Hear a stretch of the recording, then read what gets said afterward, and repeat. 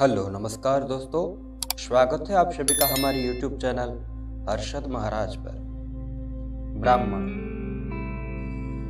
क्यों हम ब्राह्मणों को पवित्र मानते हैं, क्यों हम ब्राह्मणों की पूजा करते हैं, क्यों हम ब्राह्मणों को आदर सत्कार या फिर उनके चरणारविंद के आशीर्वाद लेते हैं। एक समय की बात है, भीष्म जी ने पूछा था, मनुष्य को देवत्व, सुख, राज्य, धन, यश, विजय, भोग, आरोग्य, आयु, विद्या, लक्ष्मी, पुत्र, बंधु वर्ग एवं सब प्रकार के मंगल की प्राप्ति कैसे हो सकती है, यह बताने की कृपा कीजिए। तो पुलस्त्य जी ने एक बार कहा था, इस पृथ्वी पर ब्राह्मण सदा ही विद्या आदि गुणों से युक्त और श्री संपन्न होता है। तीनों लोकों और प्रत्येक युग में ब्राह्मण देवता नित्य पवित्र माने गए हैं। ब्राह्मण देवताओं का भी देवता है, संसार में उसके समान दूसरा कोई नहीं है। वह साक्षात धर्म की मूर्ति है और इस पृथ्वी पर सबको मोक्ष प्रदान करने वाले पूज्य और तीर्थ स्वरूप मनुष्य है। ब्रह्मा जी ने उसे सब देवताओं का आश्रय बनाया है। पूर्व काल में नारद जी ने इसी विषय को ब्रह्मा जी से एक बार पूछा था, ब्रह्मन, किसकी पूजा करने पर भगवान लक्ष्मीपति प्रसन्न होते हैं? ब्रह्मा जी ने कहा, जिस पर ब्राह्मण प्रसन्न होते हैं उस पर भगवान श्री विष्णु भी प्रसन्न हो जाते हैं। अतः ब्राह्मण की सेवा करने वाला मनुष्य परब्रह्म परमात्मा को प्राप्त होता है। ब्राह्मण के शरीर में सदा ही श्री विष्णु का निवास है। जो सदा दान, मान, सेवा आदि के द्वारा प्रतिदिन ब्राह्मणों की पूजा करता है, उसके द्वारा मानो शास्त्रीय विधि के अनुसार उत्तम दक्षिणा से युक्त 100 यज्ञों का अनुष्ठान हो जाता है। जिसके घर पर आया हुआ विद्वान ब्राह्मण निराश नहीं लौटता, उसके संपूर्ण पापों का नाश हो जाता है तथा अक्षय स्वर्ग को प्राप्त हो जाता है। पवित्र देश काल में सुपात्र ब्राह्मण को जो धन दान दिया जाता है उसे अक्षय जानना चाहिए। वह जन्म जन्मांतरों में भी फल देता रहता है।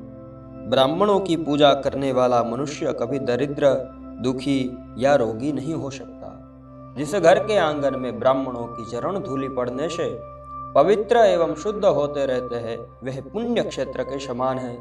उन्हें यज्ञ कर्म के लिए श्रेष्ठ माना गया है और विष्णु पूर्व काल में ब्रह्मा जी के मुख से पहले ब्राह्मणों का प्रादुर्भाव हुआ, फिर उसी मुख से जगत की सृष्टि और पालन के हेतुभूत वेद प्रकट हुए। अतः विधाता ने समस्त लोकों की पूजा ग्रहण करने के लिए, समस्त यज्ञों के अनुष्ठान के लिए ब्राह्मणों के ही मुख से वेदों को समर्पित किया है। पितृयज्ञ यानी श्राद्ध तर्पण, विवाह, अग्निहोत्र, शांति कर्म तथा सब प्रकार के मांगलिक कार्यों में ब्राह्मण सदा ही उत्तम माने गए हैं। ब्राह्मण के ही मुख से देवता हव्य का और पितर कव्य का उपभोग करते हैं। ब्राह्मण के बिना दान, होम, बलि सब निष्फल हो जाते हैं। जहाँ ब्राह्मणों को भोजन नहीं दिया जाता वहाँ असुर, प्रेत, दैत्य और राक्षस भोजन करते हैं। अतः दान, होम आदि में ब्राह्मणों को बुलाकर उन्हीं से सब कर्म करवाना चाहिए। उत्तम देश काल में और उत्तम पात्र को दिया हुआ दान लाख गुना अधिक फलदायक होता है। ब्राह्मण को देखकर श्रद्धा पूर्वक उसको प्रणाम करना चाहिए। उसके आशीर्वाद से मनुष्य की आयु बढ़ती है, वह चिरजीवी होता है। ब्राह्मण को देखकर उसे प्रणाम न करने से, ब्राह्मण के साथ द्वेष रखने से तथा ब्राह्मण के प्रति अश्रद्धा करने से मनुष्य की आयु क्षीण होती है। उनके धन ऐश्वर्य का नाश होता है तथा परलोक में उनकी दुर्गति होती है। ब्राह्मण का पूजन करने से आयु, यश, विद्या, धन की वृद्धि होती है तथा मनुष्य श्रेष्ठ दशा को प्राप्त होता है। इनमें तनिक भी संदेह नहीं है। जिन घरों में ब्राह्मण के चरणोदक से कीच नहीं होती, जहाँ वेद और शास्त्र की ध्वनि नहीं सुनाई देती, जो यज्ञ, तर्पण और ब्राह्मणों के आशीर्वाद से वंचित रहते हैं, वह सब श्मशान के समान बताया है। नारद जी ने एक बार पूछा था, पिताजी, कौन ब्राह्मण अत्यंत पूजनीय है? ब्राह्मण गुरु का लक्षण यथावत वर्णन कीजिए।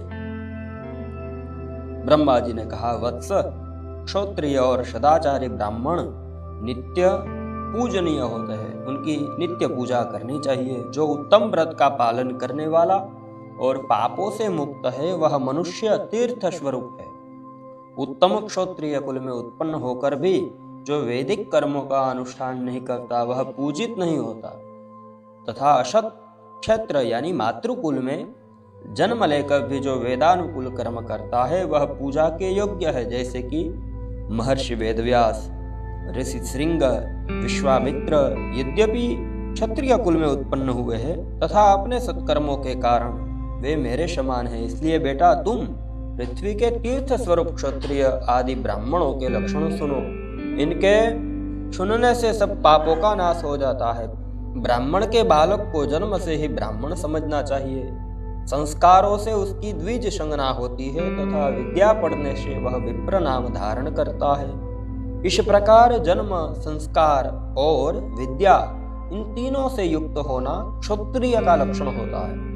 जो विद्या, मंत्र और वेदों से शुद्ध होकर तीर्थ स्नान आदि के कारण और भी पवित्र हो जाता है और वह ब्राह्मण परम पूजनीय माना गया है। जो सदा भगवान श्री नारायण में भक्ति रखता है, जिसका अंतःकरण शुद्ध है, जिसने अपनी इंद्रियों और क्रोध को जीत लिया है, जो सब लोगों के प्रति समान भाव रखता है, जिसके हृदय में गुरु, देवता, अतिथि के प्रति भक्ति है, जो पिता माता की सेवा में लगा रहता है, जिसका मन पराई स्त्री में कभी सुख का अनुभव नहीं करता, जो सदा पुराणों की कथा कहता और धार्मिक उपाख्यानों में प्रसार करता रहता है, उस ब्राह्मण के दर्शन मात्र से प्रतिदिन अश्वमेध यज्ञ का फल प्राप्त होता है। जो प्रतिदिन स्नान, ब्राह्मणों का पूजन तथा नाना अनुष्ठान करने से पवित्र हो गया है, जो गंगा जी के जल का सेवन करता है, उसके साथ वार्तालाप करने से ही उत्तम गति की प्राप्ति होती है। जो शत्रु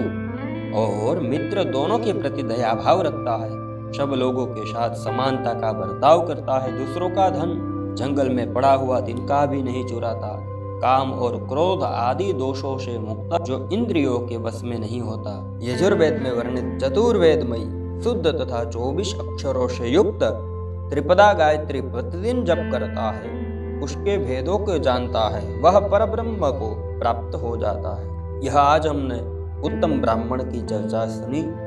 उत्तम ब्राह्मणों के दर्शन मात्र से सब प्राणियों का कल्याण होता है, सब जीवों की गति होती है।